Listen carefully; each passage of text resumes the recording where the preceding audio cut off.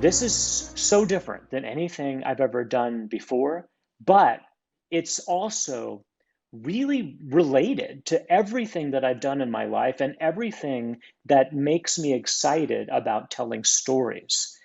Daughter of the Deep is about a young girl, Anna Dakar, who goes to a very special school for marine sciences.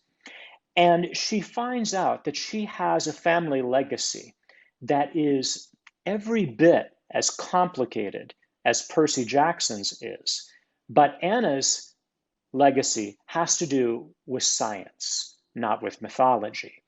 The idea for this originally came from the books of Jules Verne, in particular, two that are called The Mysterious Island and 20,000 Leagues Under the Sea. Jules Verne, it's easy to not understand how sort of revolutionary he was. Jules Verne was a French writer back in the 1800s, and he was really one of the first people to pioneer and be successful in the kind of writing that we now call science fiction. So who was Captain Nemo? Captain Nemo, according to Jules Verne, was an Indian noble.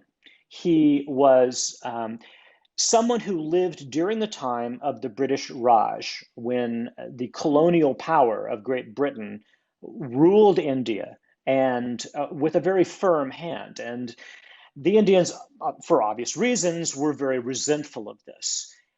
Nemo's original name was Prince Dakar. We don't know much about him, but it is indicated in Verne's novels that the British got back at Prince Dakar for being a rebel by killing his family. Now, obviously, that turned him bitter. Captain Nemo was born. Prince Dakar went underground. He changed his name to the alias Nemo.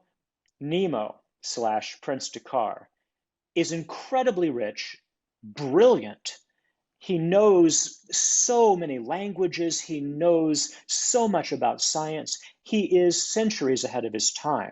And because of his bitterness and his hatred of the colonial powers, he decides he will never set foot on dry land again. He will never be subject to any nation's laws. He will become a law unto himself. He secretly puts together the massively high-tech submarine, the Nautilus. And he decides to gather a crew to him and travel the oceans of the world, wreaking havoc on the colonial powers. He's going to sink their ships. He's going to disrupt their trade. He's going to explore the bottom of the ocean, live sufficiently from the food sources there. As I always do with my books, I ask a bunch of questions like, what if?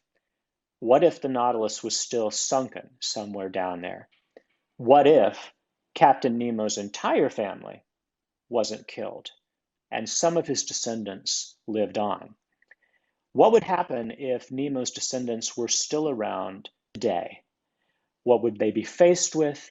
And is it possible that that Nautilus submarine might still be more advanced, even after 200 years, than anything modern man has been able to come up with? So I started playing around with these ideas. And I had been thinking about this novel for probably 15 years. Finally, it occurred to me that the descendant needed to be a young woman, Anna Dakar. She carries the name of Prince Dakar, but she's not really sure if that's fiction or is it real or is it just a coincidence that she has that name. She is, however, very good at underwater exploration, and she goes to a school called Harding-Pencroft Academy, which is known for the marine sciences.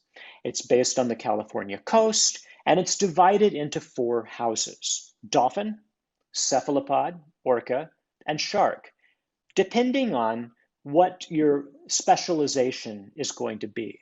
Dolphins, like the animals, are very curious. They like to explore. They're great at communication. And so that is where Anna fits in.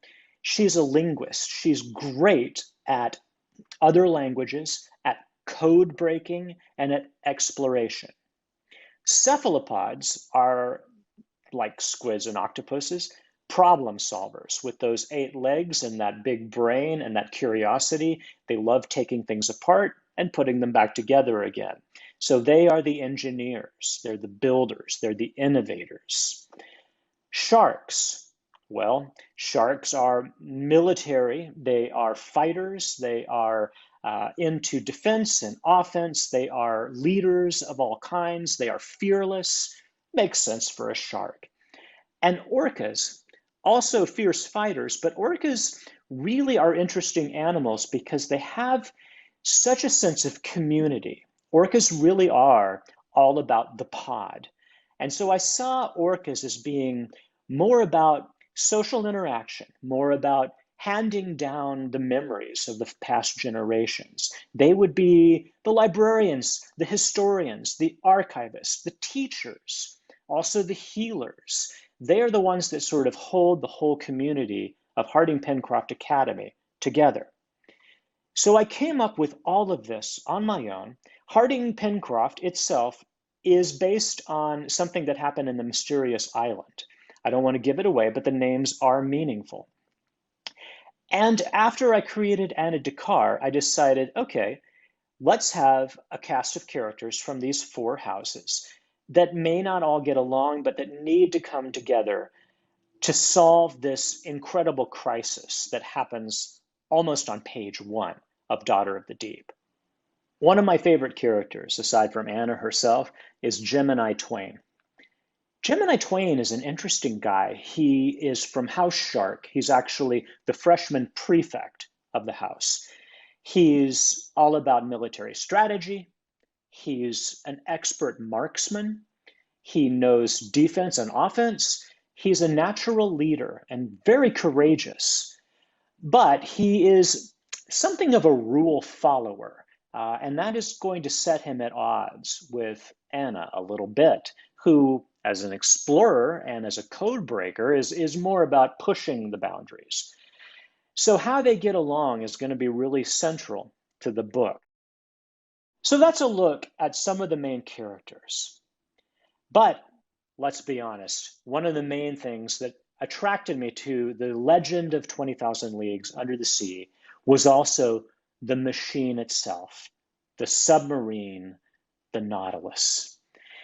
I love subs, and researching for this book, I found out a lot of things about the history of submarines and how they function that just blew me away. They are so incredibly interesting and difficult and sometimes dangerous. They go back hundreds and hundreds of years, but they were so dangerous for so long. And in the time that Jules Verne was writing, these were cutting edge technology, and they still didn't work very well. I do take my research very seriously, which is why when I wanted to write this book, even years ago, I was already planning for it. I decided, okay, if I'm going to write about going under the sea, I need to actually do it. And so let's take a look at some of my really in-depth research. Excited to go diving? Oh, I'm totally excited.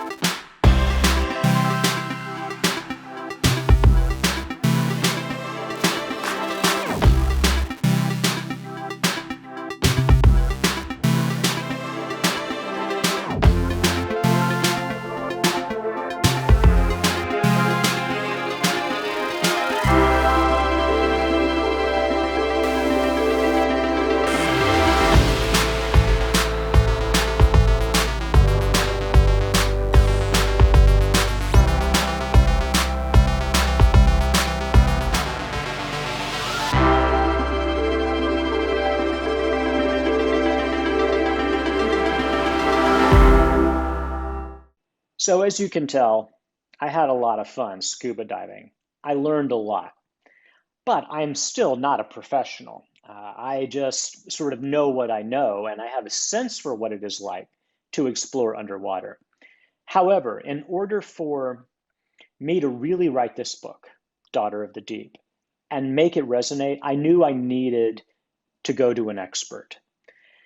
Now, little did I know that the person who would agree to fact check the book for me was none other than Dr. Bob Ballard, known to the world as the guy who discovered the wreck of Titanic, but who is an ocean explorer far beyond just that one event. He is possibly the foremost expert on ocean exploration of our time. And so I got to sit down with him after he had read the book and I'd gotten his notes, and I got to talk about how he got interested in the ocean and what he thought about Daughter of the Deep. Here's some of the highlights. You got to name your own ship, the Nautilus, and I think that's what we're seeing behind you. Is that right? Yep, that's the Nautilus steaming to the rescue. This is a live feed. We just dropped a couple vehicles, so we're steaming to the rescue to bring up some underwater vehicles from around 7,000 feet. And then we'll be heading to explore the 50% of America that lies beneath the sea. We own more land underwater than any other nation on Earth. It's called our exclusive economic zone. It represents 50% of America. Yet we have better maps of Mars than half the United States. So we're trying to do something about that right now. Wow, I had no idea. That's fascinating. I hear that you refer to yourself as Captain Nemo, and you named your ship the Nautilus. So obviously Jules Verne's 20,000 Leagues Under the Sea was important to you. Can you talk about how it inspired you? Well, being dyslexic, I didn't read the book. And then at 12 years old, growing up in California, out comes the movie. And I went to the movie and that was it. I mean, it just boom. And then, as you know, my parents asked me what I wanted to be when I grew up. And I said, Captain Nemo. And they didn't laugh. They didn't go off in the other room and said, Houston, we have a problem. But so I never grew up. I love how you talk in your memoir about training dolphins for a summer. And you gave me a lot of helpful notes, too, about dolphins for Daughter of the Deep. Could you tell us a little bit about your experience? Well, it's like humans. You have smart ones and you have not so smart ones. I've trained a lot of critters, but dolphins, you cross over a threshold where it's almost scary how close they are to you emotionally and intellectually. It got to where fish reward was not important. It was just, did we love one another? And it would do anything for me if I could just communicate with it. The book Into the Deep, again, if you guys want to read a real life adventure that has to do with the ocean, can't recommend it highly enough. Reading your book, it struck me that underwater exploration and modern oceanography really have only taken place in my own lifetime. Are there things that you would say, advice you would give to young people who want to be the next Dr. Ballard, who want to explore the wonders of the sea? Well, don't skip around mathematics. Don't skip around your physical sciences. I get literally, I may not get as many letters as you do, but I get thousands and thousands of letters from kids. Oh, and sure you do. I would say 90% of them want to be a biologist because they want to dart around the physical sciences, math and physics. I quadruple majored in math, physics, chemistry, and geology, which sort of made me a Swiss Army knife. But I would recommend you base yourself in the physical sciences. That way, when you dream, when I dream things, they're possible. Because my dreaming is bound by the laws of physics, which are the coolest laws you could have. Apply throughout the universe. That's a pretty big place. You talked already about the fact that you are dyslexic yourself and how you had to compensate. And I'm not sure if you know, but in Percy Jackson's world, dyslexia is a sign that you're a demigod. So I guess you could consider yourself lucky. Walt Disney was dyslexic, so we're in with good company, you know? Absolutely, yeah. So, yeah, I mean, and that is something that you've known all along, or is it something that you just very recent? You know, being born in 1942, a word didn't exist that I know of. And I just knew I had trouble reading. And my mother got a tutor for me in the morning in elementary school. And I was able to develop coping mechanisms because I did well in school and, you know, got a PhD and all that. But I went down a road unknowingly that's pro-dyslexic, and that is working in the dark. But I didn't discover it till I was driving to the university. I had to give a lecture, and I heard on NPR radio they were interviewing the authors of The Dyslexic Advantage. Got the book FedEx to me, and when I got it, I stayed up all night into the next day because I don't read real fast. And I cried because it was like, it explained me to me for the first time in my life. And I was 62 when I discovered what I am. And then I found I'm not alone, and there's a lot of pretty cool people that are dyslexic. So yeah. Oh yeah. Yeah, it's a cool group to be in with. So like I say, Walt Disney, Steven Spielberg, Ted Turner, Richard Branson, you know, Einstein. These are not bad rap sheet. Not bad at all. You're in a good club. Yeah. Well, Dr. Bob Ballard, thank you so much for taking the time to talk to me today and for your consultation for Daughter of the Deep. It was so very kind. Thank you. My pleasure. Take care. Thanks a lot. Well, I hope you enjoyed that as much as I did. That was an incredible conversation, an incredible honor. And remember, if you want to find out more about Bob Ballard's adventures, you can get his book, Into the Deep. I can't recommend it highly enough. It's fantastic.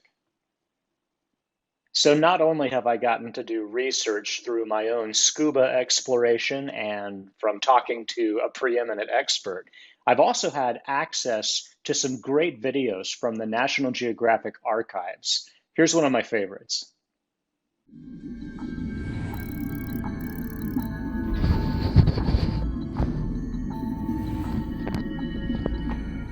Octopuses have elaborate cardiovascular and nervous systems. Their cardiovascular system includes 3 hearts. 2 pump blood to the gills, and a third moves blood throughout the rest of the body. Unlike human blood, octopus blood is copper-based, which makes it appear blue. The octopus nervous system includes a brain, but 2/3 of the octopus's neurons are found throughout its body, especially in its arms. This means the arms have significant local control and sensory capabilities. They may even still reach or grasp after they are severed, and their suckers are able to sense chemicals. In other words, smell or taste. Octopuses are intelligent. Some scientists believe octopus intellect can be found in their ability to use tools and exhibit foresight, to retain complex memories which helps them navigate mazes and solve puzzles, and to use visual cues which helps them differentiate between human individuals. Octopuses have also been shown to play, an activity considered a sign of intelligence. Most octopus species only live between 1 and 2 years. Much of this short lifespan has to do with the octopus's reproductive process. When octopuses mate, males may be strangled and eaten by females. Males are often smaller than females, so they become overpowered and sometimes cannibalized once fertilization is complete. While females survive the mating process, they die after laying their eggs. Female octopuses guard their eggs for up to 8 weeks. During this time, the female's body self-destructs through cellular suicide until she dies. Octopus ink is deadly, even for the octopus. The ink is a seemingly innocent mixture of mucus and melanin.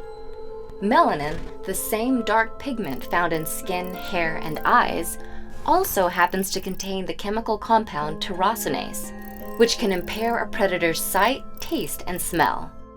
Octopuses and other cephalopods may use their ink to distract, confuse, and paralyze their predators. This mucus mixture may even block a fish's gills, causing the fish to suffocate. If an octopus cannot escape its own ink, its respiratory systems may be compromised, causing the octopus to suffocate and die. Octopuses are masters of mimicry and camouflage. They can trigger cells just underneath the surface of their skin to change color. The cells, called chromatophores, contain sacs of pigment that can turn various shades within milliseconds. Some octopuses, such as the common octopus, can also imitate textures. They can warp small segments of their skin called papillae to match textured environments. Species like the mimic octopus are able to not only camouflage themselves, but also manipulate the shape of their bodies to impersonate other animals. Their wily mimicry, along with many other curious characteristics, are just a few reasons why octopuses are captivating creatures of the deep.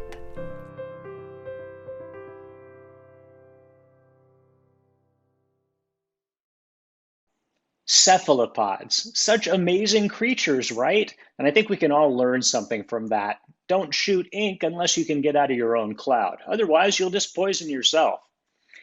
Well, as if writing Daughter of the Deep wasn't thrilling enough, we have so much else going on in the Riordan verse. We have the Rick Riordan Presents imprint, which continues to just be incredible and blow me away all the time. We have adaptations happening for TV and film, and we have some new books coming out in Percy's world. Wow, wait until you hear the news. So to start with, Rick Riordan Presents. So far, we have 14 authors signed to be part of the imprint. Some have been published already, some have not yet, but they're coming up. 9 series have been published to date. 9 have been optioned for TV or movies in various places, so I'll look out for that. 34 starred reviews have been garnered by all of the titles put together. That's unheard of. That is so much wonderful, wonderful feedback and accolades for these incredible books. And frankly, it's well deserved. They're great. And they have spent 45 combined weeks on the New York Times bestseller list. So to say that the Rick Riordan Presents authors are knocking it out of the ballpark, that's a bit of an understatement. In particular, we have a wonderful book, Pahua and the Soul Stealer, which is based on Hmong mythology, which I have to say, I didn't know anything about until Lori M. Lee gave me this manuscript and let me into this incredibly rich and fantastic world. You have nature spirits, we've got dragons and demons, we have a snarky cat who's a sidekick who talks. I mean, what more could you want in a book? Oh, wait, you want great writing, fantastic characters, and real page turning action? Yeah, Lori has that too. This is going to be the first of 3 books in this series. It's available now.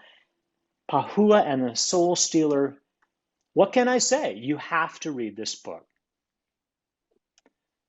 And also available now, The Cursed Carnival and Other Calamities. Now, these are short stories that are collected from all of the different Rick Riordan Presents authors. All of them are about interesting and sort of unexpected heroes. And there's even a story from me in the book that is my first foray into one of the mythologies that I've always wanted to write about, but never have before, Irish mythology. The Celtic myths are incredible, and I have spent the last few years studying them. This is my first attempt to bring one of the great myths into the modern day, the story of Finn McCool. This is his origin story. So you can only find it in Cursed Carnival, and there are so many other amazing stories. If you want a smorgasbord of different heroic tales from all of the imprint authors, this is it. Also available now, this is the 3rd novel in Kwame Mbalia's series. Tristan, our hero, is going to go into the ring with King Cotton for the last time. This journey through the US, through history, through African American folklore and mythology, through these amazing stories and this amazing heritage, this is going to bring our wonderful cast of characters to their final conclusion. I don't want these stories to end. Kwame has done such an incredible job with Tristan Strong. Also coming up from Rick Riordan Presents, I am delirious about this. I love Yoon Ha Lee's novel, Dragon Pearl, because it was such an original and fresh take on Korean mythology mixed with science fiction. I had never seen anything quite like that before. And I have to admit, it did inspire me to finally go back and try my hand at science fiction with Daughter of the Deep. So, Yoon Ha Lee, thank you very much because you helped me to get my present novel into the world. Dragon Pearl, however, was a standalone. And although I love standalones, I was really sad to leave behind this universe of the Thousand Worlds. And so I was incredibly excited when Yoon agreed to come back to the imprint and do a sort of a spin-off sequel for us called Tiger Honor. So thank goodness we get to go back to the Thousand Worlds for another Korean-inspired science fiction adventure. You are going to love it. And of course, another kind of bittersweet announcement in terms of imprint news, the final Aru Shah book. How is this possible? But the 5th and final book, Aru Shah and the Nectar of Immortality, is coming out in April. This will finally bring Aru Shah and all of her Pandava friends, their incredibly epic adventures, to a conclusion. And I don't know if I'm ready to say goodbye to this world. You may know that Rash Chakshi, she started the imprint. She was our debut author, and she really set the standards so high for everything that came after her. And everyone has sort of looked to that series as kind of a model and sort of an example of what could be done. And of course, they've all risen to the challenge and done their own thing and been amazing. But you know, Aru Shah will always have a special place in my heart. So I kind of can't believe that we're finally coming to a conclusion of the series. But at the same time, I cannot wait to see how Rosh wraps everything up. And I hope that you are as excited as I am because every book in the Aru Shah series has been better than the one before. And speaking of Aru Shah, this is the first part of the imprint that we've decided to turn into graphic novels. I have seen the sample pages for this. It's coming out in April along with the fifth Arusha book. The artwork, the way that it has been adapted by this team has just been stellar. For all of you graphic novel fans out there, I think you're going to be really, really pleased. Another fantastic thing that's coming from Rick Riordan Presents, we have for the first time branched out into young adult territory. And the reason that we did this really is because of one particular author who wanted to explore this idea. I have always been a fan of Daniel Jose Older. I love his work. I love his style. He has such incredible range. He's written for adults. He's written for the middle grades. He's written for young adults. He's done murder mysteries. He's done fantasy. He's done incredible memoir and social commentary. And he manages to do all of this and bring in his own experiences, his own heritage and his own background. And he has such an incredible ear for both dialogue, for voice, for music. I'm not quite sure how he does it, but when he's cooking, boy, I mean, is quite an amazing meal. So our first young adult novel from Rick Riordan Presents is going to be Ballad and Dagger, which will be the first of the Outlaw Saints series. How do you describe such a rich, incredibly well-crafted, original story? I'm not sure I can, but he draws on the urban fantasy sort of tradition. It's got elements of Santeria, of the Jewish culture, Caribbean culture, all things that have informed Daniel Jose Older's own life and his writing so far. He is always finding a way to be a trailblazer, and this is no exception. Ballad and Dagger is coming in May. Check it out. So that's a wrap up of what's going on with the Rick Riordan Presents imprint. As you can tell, all of these authors are just doing a fantastic job and doing amazing things and going in so many different fun and interesting directions. And that's just the stuff that I can tell you about. There's more in the pipeline, so stay tuned. But as if that wasn't enough, we also have a lot going on in the adaptation realm with TV and film. Becky, my wife, and I have formed a production company, believe it or not, Mythomagic, and we have started exploring ways to adapt my various books into great television and film. And to my delight, we have had some initial success. The first thing that I would bring to your attention, since we're here to talk about Daughter of the Deep, is that the rights have been optioned as a feature film to Disney+. We are working with the team there to make an original streaming movie of the novel. Becky and I will be producing, and I will be writing the script with a co-writer. And that's going to be a really great process. It's going to be difficult because adapting something, as I have learned over the last 2 years, is not easy under any circumstances. But the fact is, I will have a lot of say, and I have a great team, and I am confident that we will bring this adventure to life in a way that you guys will love. So read the book now so you can get excited when the movie comes out. And of course, probably the adaptation news that you all want to know the most about, we've been talking about online for, almost a year and a half now, is the Percy Jackson and the Olympians TV show that is coming to Disney+. We have a studio, we have showrunners for the show, we have a writer's room in place.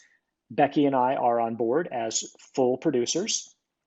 We are also in the writer's room every single day. Where we are now is we are outlining the episodes for the first season of the TV show. The first season is going to follow the action of the Lightning Thief with the idea that if you guys tune in and it has a great viewership and everybody's excited, we will do at least 5 seasons, fingers crossed, that'll follow the 5 books of Percy Jackson and the Olympians. So you will finally get to see the entire Percy Jackson saga on the screen. The TV format will give us more space, more time, obviously, than a feature film would, to tell the entire story. And to even give you guys a little background. We're not changing the DNA of the story. It's still Percy Jackson, but it does give us a chance to kind of explore in depth some of the things that you guys have been asking about for all these years. Like, what is this like? And how do these two people get along? And what's the backstory before this character came on the screen? Some of these things we'll get to explore in the TV show. I can't tell you any specifics yet, but I am really excited about it. I think, knock on wood, and I've been, I've been a pessimist before about these things, but I think we have something really, really special coming to you. Hopefully not in the too distant future. So stay tuned for more on that. And we're also working on an adaptation of the Kane Chronicles for Netflix. This is, again, we have a great team in place. It's going to be a feature film for Netflix. If it does well, of course, we'll hope to do the Red Pyramid first, and then the other 2 Kane Chronicles books next. Right now, we are working on the script. This is going to be an incredible, incredible show. It will be live action, by the way. Casting will be, of course, something I'll tell you about as soon as I can. And now, drum roll, please. For years, you have been asking me for a novel or a series about one of your favorite characters, Nico D'Angelo. In particular, many of you have been asking for a novel featuring Nico and his boyfriend, Will Solis, or as you guys lovingly call them, Solangelo. Did I say that right? Yeah. So, if you've read The Trials of Apollo, you probably have already read how I've kind of set up for a potential adventure for Nico and Will. And if you haven't read The Trials of Apollo, well, you really need to get on that because there's a lot of good stuff in there. And a lot of haiku, too. Anyway, that's an aside. So what can you expect from the Solangelo novel? Well, a little background. As I was thinking about this book, and as I was sort of outlining it, I have written from Nico's point of view before in The Heroes of Olympus, but I have never told an entire novel from Nico's point of view exclusively. I decided that maybe this is another area where I needed help. I needed another voice, another set of talents in the mix that would make the story more impactful, more true and authentic, and resonate more as Nico deserves. And so I started thinking, what would it be like to find a co-writer who was from the LGBTQ community, who knew the background of Nico and understood his point of view and his reference set more than I ever could, and could also bring writing skills that maybe I didn't have to the project. I thought about this and I decided that it was really probably the way to go. I have never used a co-writer before. I have never done anything in collaboration with another writer. And certainly I have never let anyone else into Percy Jackson's world to write about my characters in that way. So this was a big step for me. So I talked to my editor about this, and she had a lead on a person that might be interested. And to my delight, Mark Oshiro said that they would be interested in co-writing the Solangelo novel with me. Mark is probably best known for Anger is a Gift. The book is so wonderful. It's just heartbreakingly beautiful. the experiences that Mark talks about, lyrical language. It's just incredible what they've done with the book. And when I read it, I knew that Mark was the right person for this. Mark, fortunately, knows the Percy Jackson world very well. He's quite familiar with Nico D'Angelo. And so we started talking, and I did an outline, gave it to Mark. Mark made notes, sent it back. We've gone back and forth a few times now. Mark is in the process of writing one draft, and then I will come behind that and sort of do my version, and then we'll go back. And so together we are crafting a book about Nico D'Angelo that I think is going to be greater than the sum of all its parts. That's going to be my voice, my character, but also Mark's voice, Mark's character, and something I hope that you guys will just really love. And that's a wrap up of everything that's going on in the Riordanverse and beyond. But now my favorite part of every presentation, it's time for questions and answers. So let's see what's on your mind.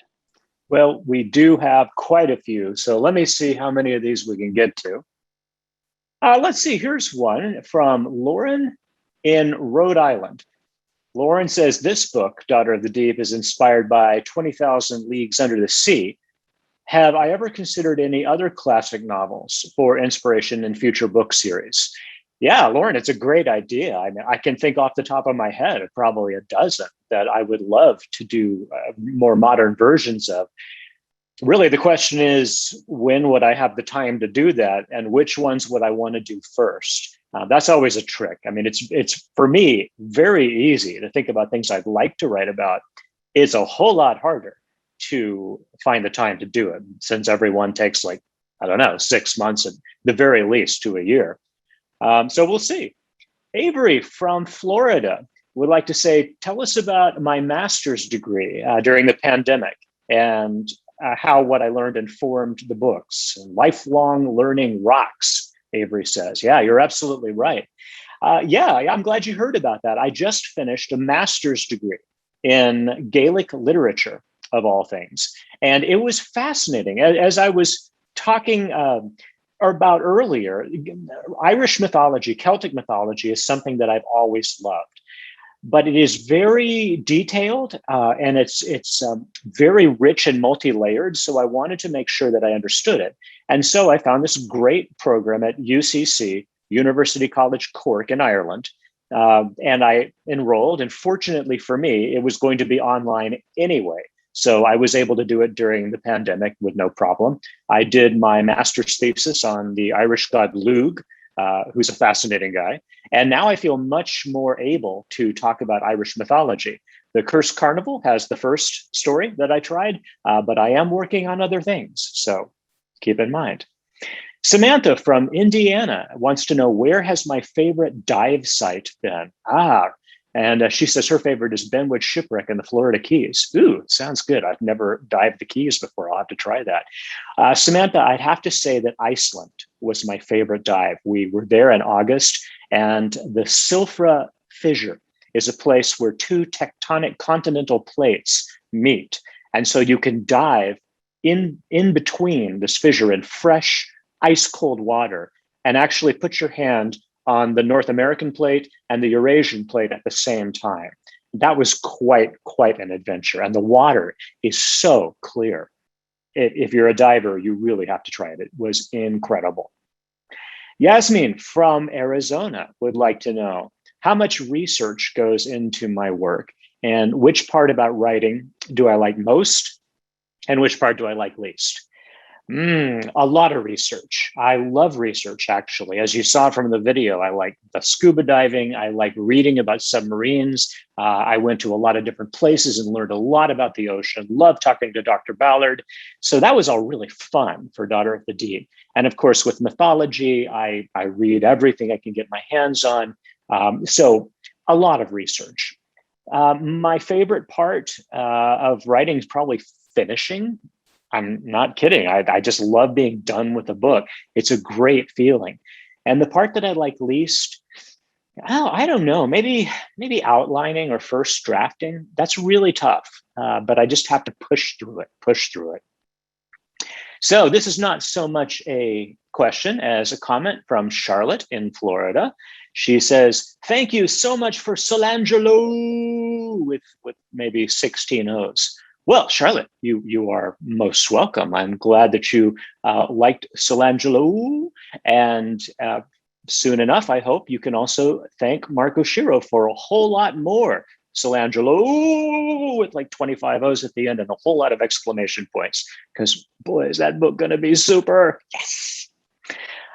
Tashina from North Dakota would like to know what pushed me to get my first book published and how did I get through the potential rejection? Well, Tashina, let me tell you, it wasn't potential rejection, it was actual rejection. I have so many rejection notes. My first book, which was actually way back in the 90s, and it was a murder mystery, it was rejected 13 times, basically by every publisher in New York City, except the last one, Bantam Books, who said yes. And it came back as a paperback, and I was off to the races. But even after that, it took 10 years of being a published writer before I got to Percy Jackson and things really took off. So I guess the lesson there is, yeah, you have to put up with rejection, but don't give up just because somebody tells you no.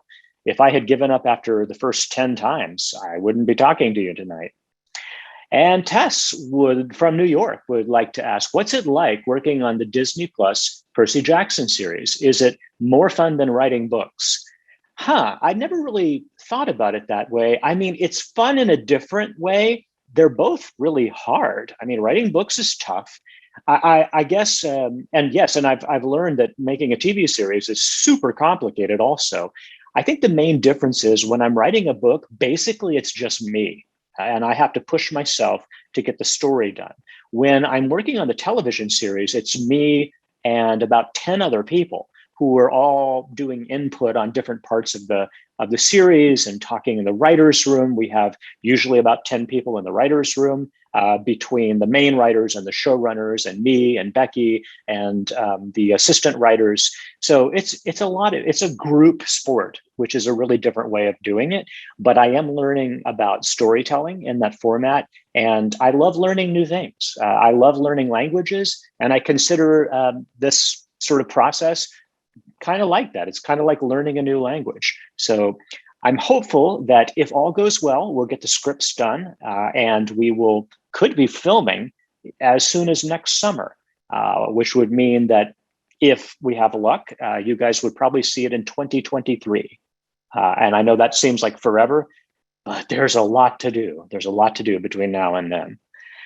Juliet, also from New York, says, "I'm so happy you support all your readers, no matter their age, gender, sexual orientation, race, etc.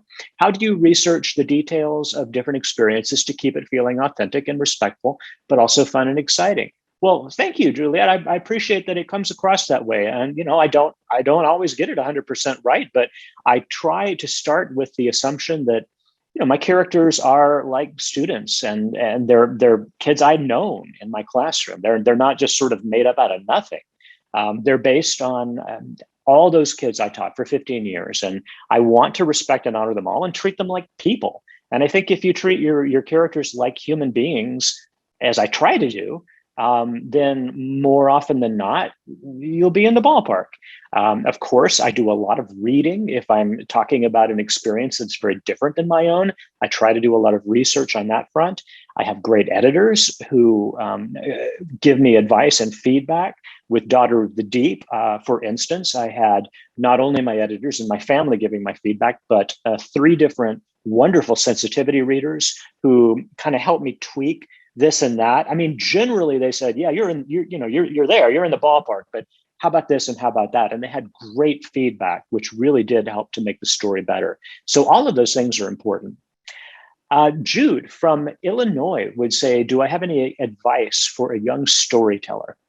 Absolutely, Jude. I mean, practice. I usually tell people who want to write that the only way to get better is to actually write.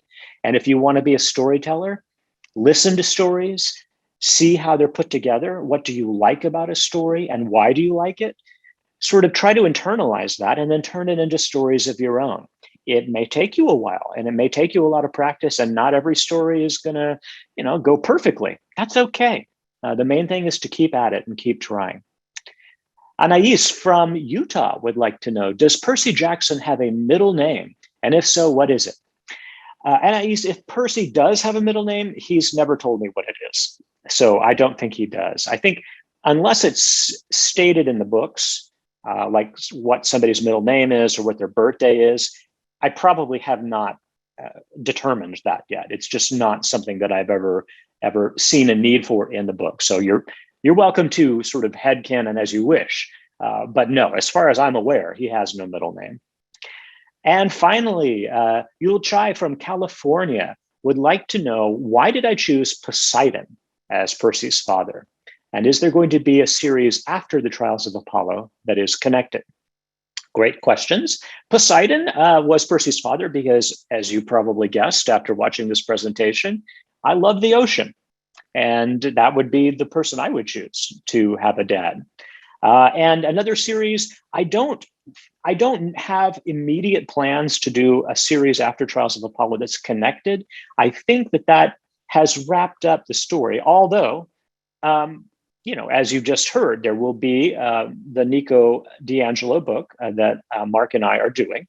So that's coming out. And there might be other books like that. I don't know yet. We're still thinking about it. But one of the things that I'm really looking forward to now is just doing kind of standalone novels like Daughter of the Deep, and then the Nico book. And it just lets me sort of pivot and try different things that I haven't done before. So that is what I'm looking forward to. So stay tuned. Anything is possible. Well, thank you guys for spending time with me tonight. Before we go, I just want to remind you that there have been shipping delays that have happened system-wide. So the books are coming, but they have been delayed. I'm told that your signed copies that you ordered for this event are on the way to BNN now. And as soon as they are delivered, they will be shipping them out to you, hopefully within a week or two, but please do be patient. There's not much that Barnes & Noble could do about this, but they are trying their utmost to get the books to you in a timely manner.